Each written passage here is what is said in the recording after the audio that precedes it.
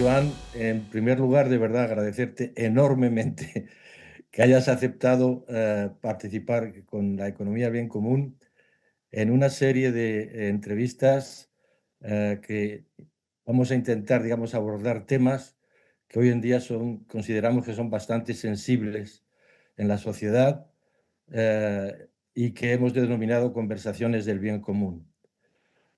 Aunque no somos la única asociación que esté interesada en estos temas, como la salud, como la educación, como el medio ambiente, etcétera.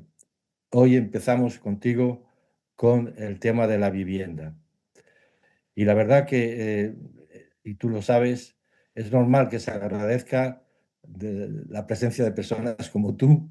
Sabemos que estás muy liado, pero es un agradecimiento sincero porque de verdad que consideramos que eres una persona que tienes criterios sobre este primer tema de la vivienda que vamos a tratar. Si me permites, y creo que estás de acuerdo conmigo, ocurre que hoy en día hay muchas personas, particularmente jóvenes, pero menos jóvenes también, que han olvidado o no han leído la Constitución. Y yo creo que para el tema que vamos a tratar me parece, creo, interesante poder empezar leyendo el preámbulo y dos artículos de la Constitución.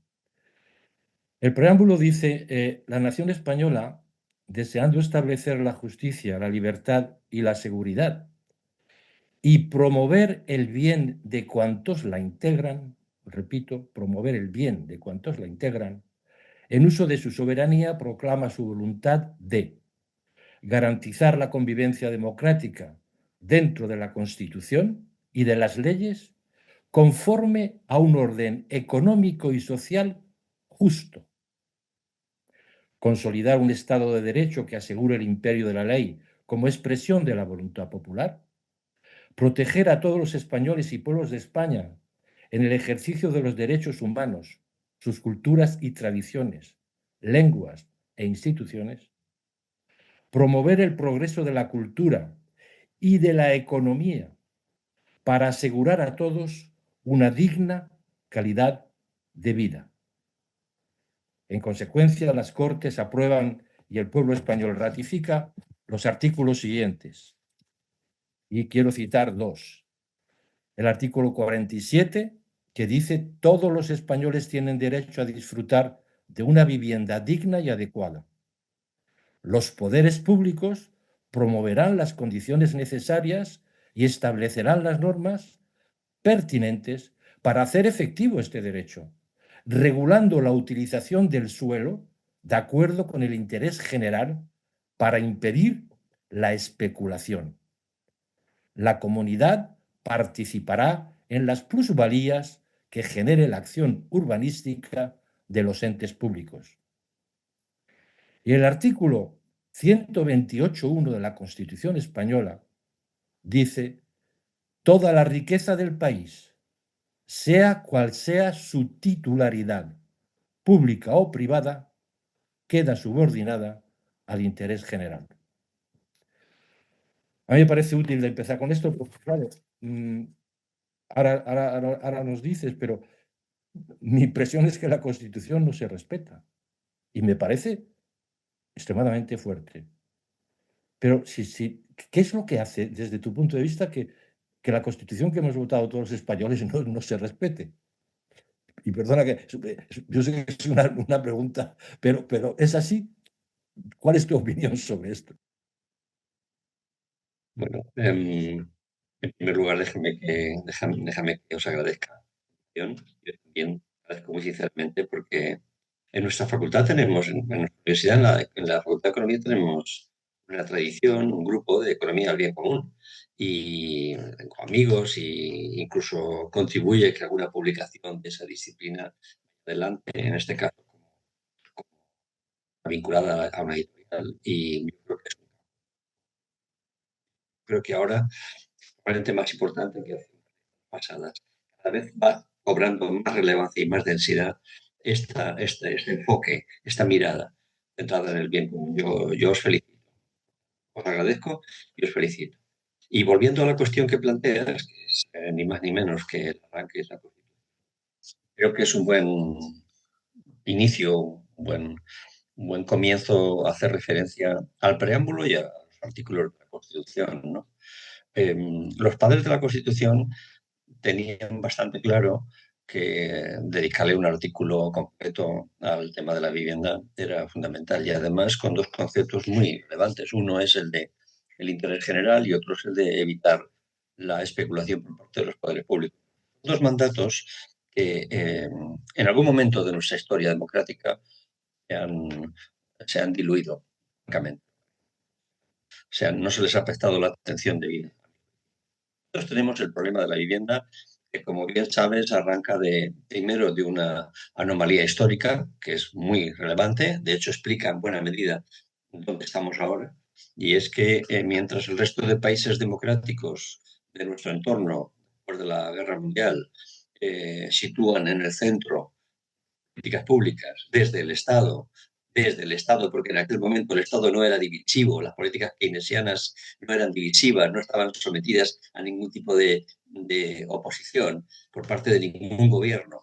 Pues estos países de nuestro entorno ponen en marcha los pilares del Estado de Bienestar. Y uno de los grandes pilares del Estado de Bienestar fue la vivienda pública. No hay más que visitar barrios enteros de Viena, de Bélgica, del Reino Unido, para ver que hay miles de viviendas cuyo alquiler a día de hoy está por debajo de vivienda pública, está por debajo de 600 euros. Conviene recordar esto y no perderlo de vista. Ese parque público de vivienda que construyen nuestras democracias vecinas. Nosotros en ese momento no teníamos democracia, por tanto ya vamos con 30 años de retraso. Aunque es verdad que en la época del franquismo la vivienda tuvo un impulso importante. Ya me hubiera gustado que se hubiera mantenido ese impulso después en cuanto a construcción de viviendas. En el periodo, no sé, 56-75, se construyeron en España más de 3 millones y 3.200.000 viviendas. Eh, bueno, tanto, primera cuestión. Este pilar del Estado de Bienestar nosotros lo empezamos muy tarde. Y en segundo lugar, y ahora ya enlazo con la Constitución, cuando se aprueba la Constitución, inmediatamente después, los primeros gobiernos socialistas sí pusieron un poco de énfasis, de acuerdo de los dos primeros planes, un plan trienal de vivienda y un plan cuatrienal de vivienda, los primeros 80 en realidad, donde la vivienda tuvo un apoyo importante. Pero en algún momento de los años 90, muy al principio de los 90, las políticas públicas en materia de vivienda empezaron a declinar, primero lentamente, luego de una manera ostensible. Y cuando entramos en la fase de la burbuja inmobiliaria, todo el esfuerzo se concentró en la construcción de vivienda privada. Los poderes públicos, déjenme que utilice el término un poco fuerte, desertaron de su obligación de promover vivienda pública, vivienda asequible, vivienda pública VPO o VPP, vivienda asequible en definitiva, y a partir de ahí se ha ido generando lo que para mí es el mayor fracaso de la democracia. Así lo vengo diciendo desde hace mucho tiempo. El mayor fracaso de la democracia española es no haber atendido convenientemente las crecientes necesidades de vivienda asequible para la población, para la población joven, a la que se ha unido en épocas más recientes un conjunto, un grupo muy importante de población inmigrante. Hay que recordar que en el día de hoy tenemos 10 millones de inmigrantes, el 20% de la población española, en un nivel equiparable o superior al de países de nuestro entorno, donde también la demanda de vivienda asequible también se le ha añadido a la demanda de nuestros jóvenes. Hay una cohorte de jóvenes españoles de en torno a 10 millones de jóvenes en la franja después de 18 años y inferior a 32, y por otro lado tenemos 10 millones de inmigrantes y hay una presión importante a la que los poderes públicos no le han prestado la atención debida desde hace décadas. Yo diría, sin exagerar, que desde la segunda quincena, de la segunda parte de los 90. Efectivamente, lo que estás diciendo, pero claro, lo que uno se puede preguntar es, teniendo la Constitución en la mano, yo creo que cualquier gobierno está en derecho de decir, en función de estos artículos, yo puedo hacer esto o puedo hacer lo otro buscando lo que la Constitución dice, pero ningún gobierno desde la época en que tú estás indicando lo hace. Pero yo te quería leer algo que quizá conozcas, que es un artículo que publicó Levante el 5 de abril pasado, que lleva por título Cambio climático, vivienda y movilidad metropolitana, el momento de las grandes decisiones. Y ese artículo lo escribiste tú. Y inicias diciendo, vivimos tiempos convulsos inciertos. Percibimos como nunca la relación directa entre global y local. Comprobamos cómo las decisiones de un reducido grupo de perturbados, fanáticos, profetas, autoritarios, dictadores y déspotas, que han puesto en marcha una gigantesca y poderosa bola de demolición, entre paréntesis pones metafórica o real, afecta directamente a nuestras vidas cotidianas, a nuestra renta disponible, a nuestro bienestar y no sabemos si a nuestro futuro inmediato. Es muy fuerte, Joan. Y cuidado, lo comparto totalmente. Pero precisamente no son esos dictadores, déspotas, autoritarios a los que no somos capaces de hacer frente. Y sobre todo, repito, un gobierno que tiene en sus manos una herramienta que hemos votado toda la ciudadanía española, que se llama Constitución, es decir, en función de la Constitución española, yo, en tanto que gobierno, tengo que aplicarla. Pero no, resulta que efectivamente estamos en manos de personas que no la respetan, que no tienen en cuenta esto, y es ahí donde, que luego hablaremos un poquito de las diferentes soluciones que tú abordas en este artículo, ciertas vías, pero narices, perdóname que me exprese así, es que tengo que volver a la Constitución. Cualquier gobierno puede brandir eso y decir, oye, que yo estoy funcionando en función de esto.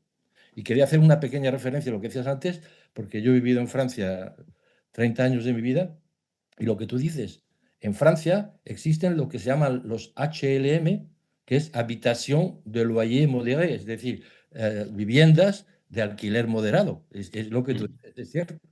Es para dar un ejemplo concreto de algo que yo he vivido. Pero bueno, volvamos a esta introducción de ese artículo que de verdad voy a conservar. Además, abordas otros temas que están relacionados, como evidentemente el cambio climático, la movilidad, etcétera, de la que eres un experto.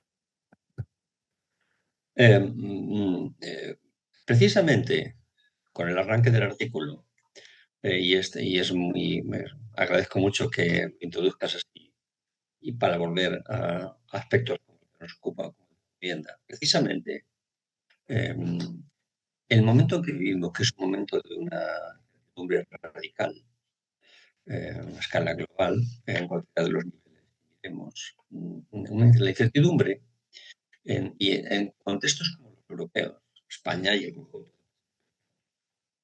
que además se le añade la incertidumbre, un proceso de precarización que se ha ido generando con ocasión de la puesta en marcha de manera rigurosa, intensiva, de la globalización de la economía occidental. Hemos experimentado un conjunto de procesos de precarización, de alzamiento de clases medias, de capas de población importante que han sido empujadas hacia abajo y hacia los márgenes, que ha tenido efectos muy benéficos en el mundo. Por ejemplo, el Pacífico es hijo de la globalización. China, en primer lugar, esta ventana histórica, pero hay dos territorios del planeta, Europa y Estados Unidos, que fueron damnificados de este proceso. Todo por lo que yo decía de adelgazamiento de las clases medias, de precarización, de la mano del proceso de industrialización, etcétera, etcétera. Bien, eso genera mucha desesperanza, mucha inquietud, incertidumbre, mucha inseguridad, incluso miedo al futuro. Y ahí nos encontramos con una situación a la que yo dedico mucho tiempo en mis clases, que es estas generaciones que están entre los 18, 20 y los 35 años. ¿Cómo se ven en el seno de nuestras sociedades? ¿Y cómo ven el futuro? Y ahí tiro mano de algunos colegas en fin, sobre todo un colega italiano, Enzo Traverso, que desarrolla una idea que a mí siempre me fascinó, y es estas generaciones, en este contexto, viven una especie de presente comprimido. No tienen vínculos con el pasado como podemos tener tú y yo, ¿eh? Incluso relatos que nos vinculan con el pasado. Yo moriré, pero mis ideas seguirán. ¿Recuerdas estas frases, no?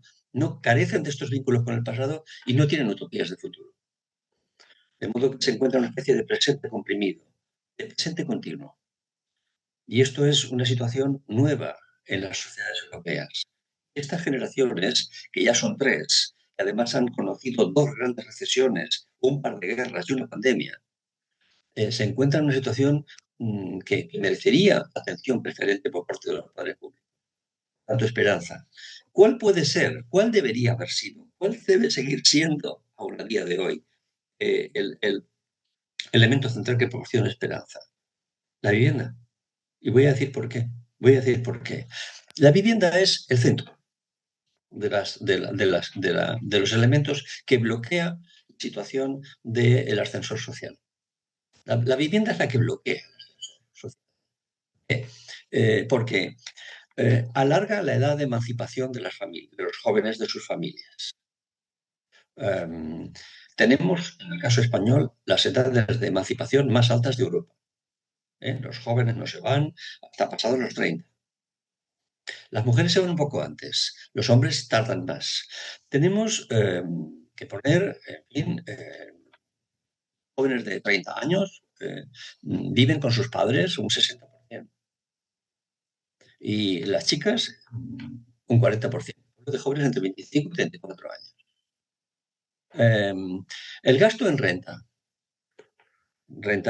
disponible de los jóvenes para pagar un alquiler, una vivienda, está en el 80% en muchas ciudades y áreas metropolitanas. Cuando cualquier experto te dice que por encima del 30% no es razonable dedicar más del 70% de tu renta disponible a vivienda, sea de hipoteca, sea de alquiler. Bien, en nuestros casos estamos más cerca del 80 que del 50, en el caso español.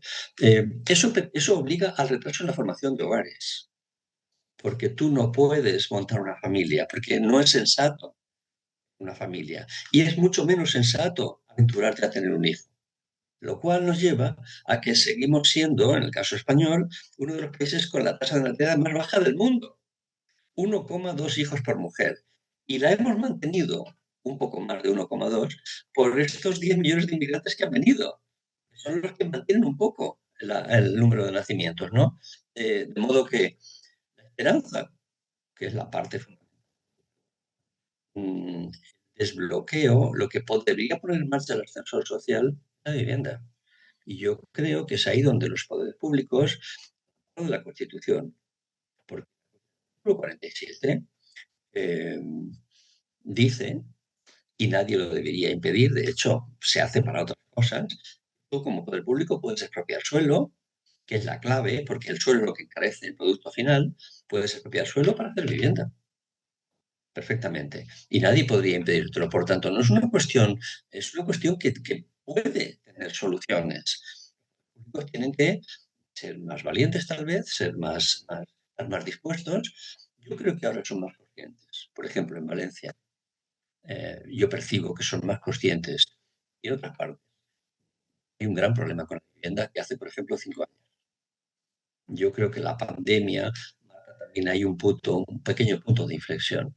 No me preguntes por qué, pero yo percibo vivienda ahora sí empieza a estar en la agenda. Cosa distinta es cómo se aborda, porque si quieres lo hablamos ahora después. En España, el Estado español tiene un nivel de complejidad que no puede abordarse el problema de vivienda desde uno de los pilares del Estado. Tienen que ser los tres. Acaso lo podemos comentar ahora. Me quedo con la parte central de tu pregunta. La segunda pregunta es, en momentos de incertidumbre radical, los poderes públicos tienen más necesidad que nunca de ofrecer seguridades.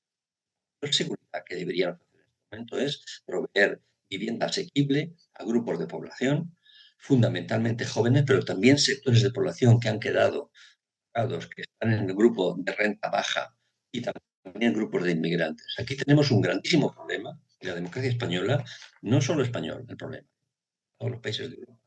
nosotros que además tenemos este paréntesis de 30 años que no cubrimos con el quinto pilar del estado de bienestar, nuestro problema es, si cabe, mayor, ¿no? Aquí tenemos una agenda democrática muy importante que yo espero ver que se desbloquea en breve, porque esto no tiene que ver con izquierda-derecha. Esto es una cuestión de generaciones, es una cuestión de país. Esto requiere un pacto de Estado. Porque hay hijos de la derecha que no tienen casa, hijos de la izquierda también. Esto es transversal. No cabe imaginar. Esto no debería ser un tema divisivo. Y en este sentido, creo que la palabra clave es ofrecer esperanza en tiempos de incertidumbre radical. Y la vivienda debería ser el elemento que mayor garantía y mayor esperanza puede ofrecer a jóvenes que no pueden imaginar su futuro. No pueden imaginar su futuro. Estoy de acuerdo contigo. Además, mira, no es el hecho de decir que antes vivíamos mejor o peor. Yo tengo, digamos, dos hijos de un primer matrimonio, tienen 50 años ahora, y dos hijos de 26 y 25 de un segundo matrimonio. Entonces, he tenido mi propia experiencia y tú lo indicabas, eso me ha hecho pensar. Cuando yo terminé mi carrera en Francia, con una licenciatura y luego un diploma de ingeniería informática, con la persona que encontré y con la que empecé un proyecto de vida, podíamos pagarnos un alquiler y empezar un proyecto de vida. Mis hijos mayores también llegaron con un poquito más de dificultad, pero a poder hacer lo mismo. Mis hijos pequeños no, tú has dado ejemplos clarísimos. Cuidado, con un porrón de diplomas que tienen, es decir, con una formación que muchas personas, digamos, cuando tú y yo éramos más jóvenes no teníamos, o por lo menos no había esa mayoría. Y sin embargo, es una contradicción total, es decir, gente formada, tal, pero tú has dado ejemplos en los porcentajes. Has indicado, sabes, yo vengo del sector económico, el 30% que has indicado es una regla europea y mundial que todo el mundo conoce. Es así, que precisamente porque ese 30% se sobrepasó, tuvimos el gran problema anterior de que se le permitía a personas comprar casas cuando no tenían dinero para pagarlas, ¿no? Y además los Sí, créditos se les daba también para que comprasen muebles y se comprasen un coche. Cuando eso precisamente ocurrió fue cuando hubo lo que hubo. Pero claro, ahora la situación es diferente. Es que ahora también se está permitiendo, bueno, tú lo sabes igual, mejor que yo, es decir, que ya la habitación no es el lugar donde las personas, sino se ha convertido en un instrumento financiero, que es ahí donde yo creo que sí se podrían tomar también medidas. Es un puro instrumento, bueno, todo hoy en día es un instrumento, el trabajador es un instrumento financiero también, pero según la Constitución esto no se debería permitir que sea un instrumento financiero. ¿Qué es eso de que voy a comprar un edificio entero para echar luego a las familias que están ahí, bueno, echarlas directamente o indirectamente multiplicando por dos el alquiler, etcétera? Es decir, que hay elementos concretos que están ocurriendo que normalmente, yo diría, una vez más, y volvemos a lo mismo, con la Constitución a la mano, cualquier gobierno, y evidentemente no vamos a hablar aquí ni de derecha ni de izquierda, cualquier gobierno puede decir, es que esto no está permitido por la Constitución. Habla de especulación el artículo, ¿no? La especulación. Y lo que se está haciendo es, ¿por qué los grandes fondos de inversión compran eso? Es que para hacer dinero, el objetivo no es alojar, el objetivo es hacer dinero.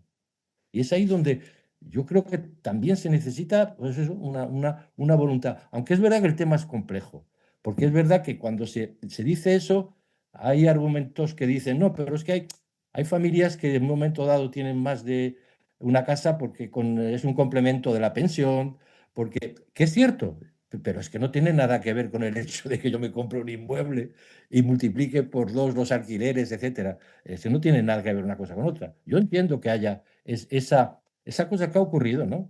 Ha habido estadísticas últimamente que lo indican, ¿no? Que hay personas mayores que efectivamente, un porcentaje interesante, tienen más de una casa porque utilizan el alquiler de la otra como complemento de la pensión. Pero claro, la verdad es que, y luego está el tema también de la distribución, ¿no? De eso tú conoces más que yo. En España, bueno, de las competencias. Es decir, que este tema de la vivienda, pues claro, está la competencia municipal, está la competencia regional y está la competencia nacional. Por eso lo del pacto que tú indicabas, creo que efectivamente es la vía. Es por ahí donde hay que ir. Pero es verdad que, Es, sí, sí, bueno, te dejo, sí, sí, por favor, dime. no planteas de nuevo dos cuestiones centrales. La primera es qué margen tiene el poder público para abordar una cuestión recuperando aquellas capacidades que la Constitución española reserva a los poderes públicos. Primero, no hacer dejación de aquello que la Constitución te reserva a ti como poder público que tienes la obligación de contribuir al interés general, al interés general y al bien común. Nunca mejor dicho lo de bien común. Bien, bien, aquí solo cabe que la presión, que es creciente, que la marea va subiendo, un día puede haber, un día puede haber algún tipo de protesta más importante de los barrios de España, porque realmente hablamos de un problema generacional. Y una generación, cuando se pone en marcha las democracias, la ciudadanía tiene más poder del que a veces se imagina. Y cuando se pone en marcha, entonces es imparable.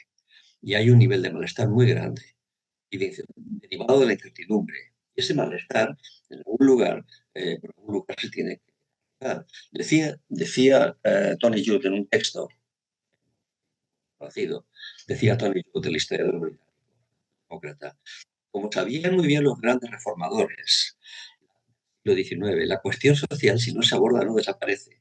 Por el contrario, va en busca de soluciones más radicales. Bien, los poderes públicos españoles deberían atender muy bien esto que ya decía Tony Judd.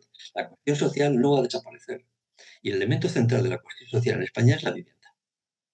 Y debe abordarse con rigor. Y con rigor significa que hay que poner en marcha, y ahora voy a la segunda parte, hay que poner en marcha muy ambiciosos planes de promoción de vivienda asequible. Pero cuando digo muy importantes, quiero decir muy importantes. Hablo en fin, de 1 millón de viviendas asequibles. Además, situadas en aquellos lugares donde la presión es mayor, porque sigue llegando población, las grandes áreas metropolitanas. Por ejemplo, Valencia sigue creciendo, el área metropolitana de Valencia sigue creciendo. Por tanto, allí donde la presión es mayor.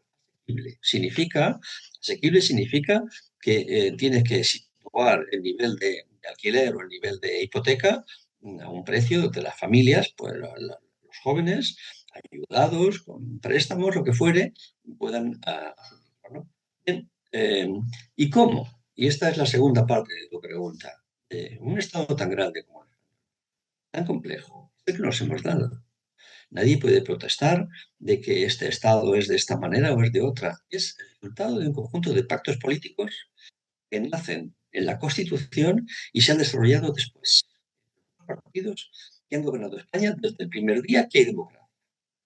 Han ido articulando un conjunto de pactos políticos, pactos de Estado, en este caso, que han ido dando forma al modelo de Estado que tenemos. Con la misma Constitución podríamos tener otro. Hasta ese punto, la Constitución es abierta, porque se quiso abierta por los padres de la Constitución. Bien, tenemos este modelo. Este modelo de Estado es un modelo que tiene 3 pilares.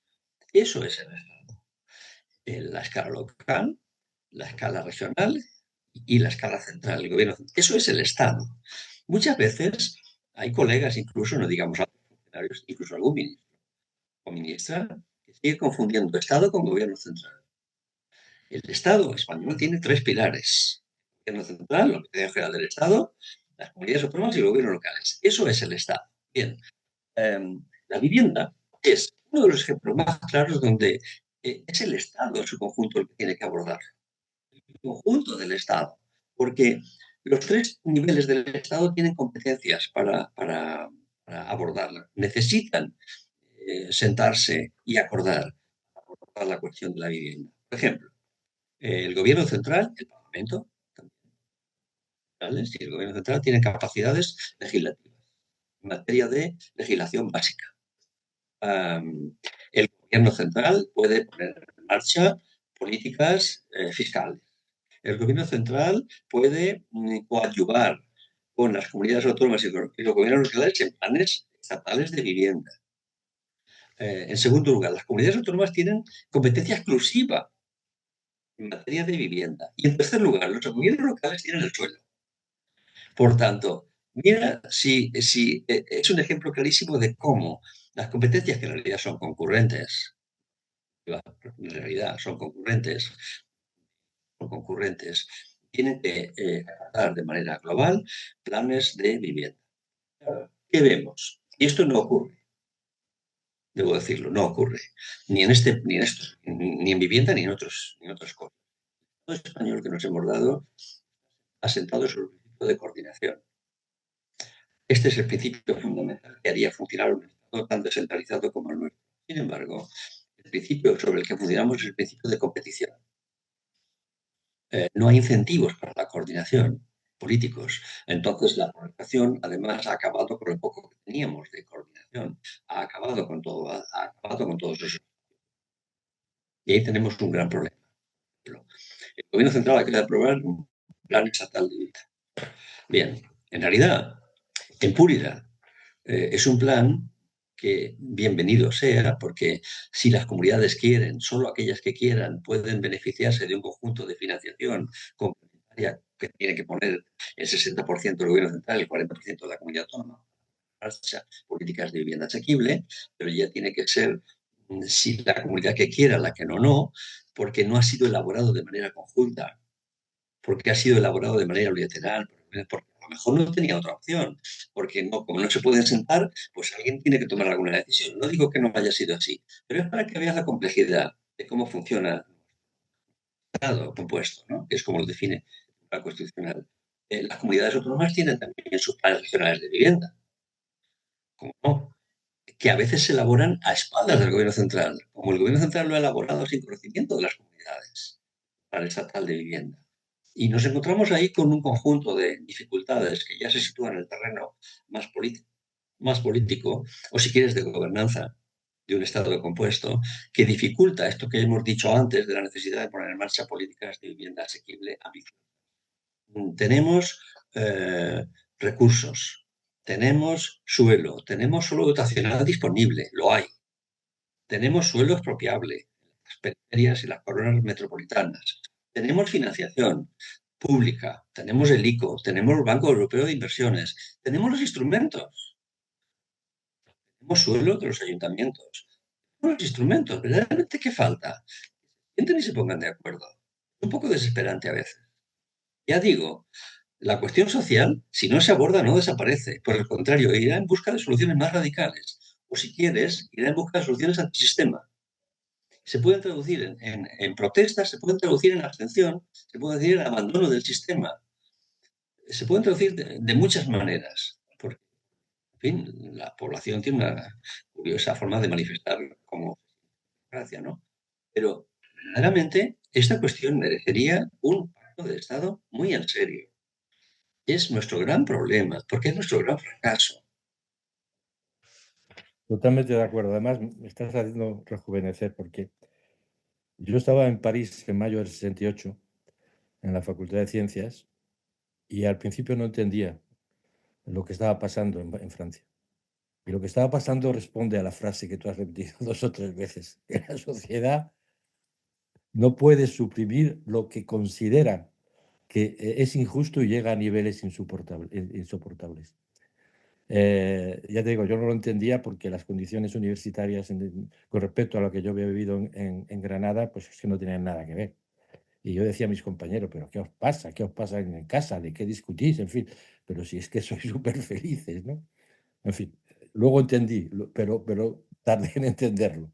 Y es importante lo que tú dices. Lo que pasa es que efectivamente es ahí donde tenemos que, porque cada vez, yo he participado, si quieres, en algunos debates como el que estamos haciendo, bueno, el intercambio, la conversación que estamos haciendo, pero enseguida el tema se envenena de una forma donde se deja precisamente fuera lo esencial, que es a mí me da igual la persona que piense o no piense como yo, pero en este tema que deviene tan chillante, mm, que no se llegue a un acuerdo, y como tú dices, si no se llega, ya veremos un poco cómo esto podrá explotar, porque es que esto ya es insoportable, es que es, qué esperanza, y bueno, ya lo hemos tratado, se le está dando a nuestros jóvenes, es decir, ¿cómo voy a vivir de esto?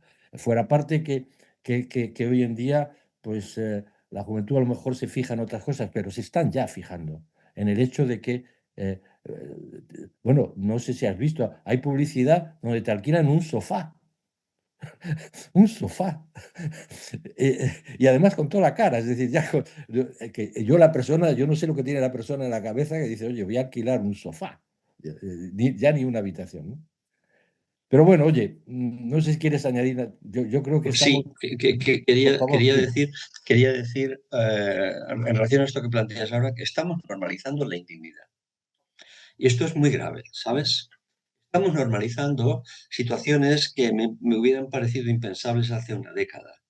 Y estamos normalizando de una manera muy peligrosa. Por ejemplo, ya estamos normalizando que se puede alquilar una habitación.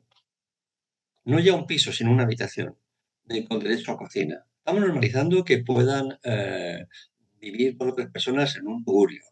Estamos normalizando que se pueda alquilar un trastero. Estamos normalizando la indignidad, la falta de decencia, la falta de, en fin, de sentido común. Y esto es grave. Eh, eh, Hay alguna diferencia, pero esto deberían ser capaces. Todavía veo alguna diferencia a la hora de la relación entre los grandes. Yo creo que deberían ir al momento histórico anterior al de los 30 gloriosos. Es de esta cuestión una cuestión que no sea divisiva, que no sea divisiva. Tú no puedes, tú tienes que apostar por suelo dotacional público, porque si tú pones un suelo público, tú estás quitándole al precio de una vivienda 900.000 euros de precio final y has resuelto el problema completamente, porque una vivienda que ahora venden por 270.000 euros, en realidad, los primeros 100.000 es el suelo. Si tú lo propones lo ofreces como público, estás rebajando el precio final de una vivienda en casi 100.000 euros, con lo cual estás dejando pisos 170.000, que no es lo mismo que 270.000. Esa es la gran operación que yo vengo defendiendo desde hace tiempo.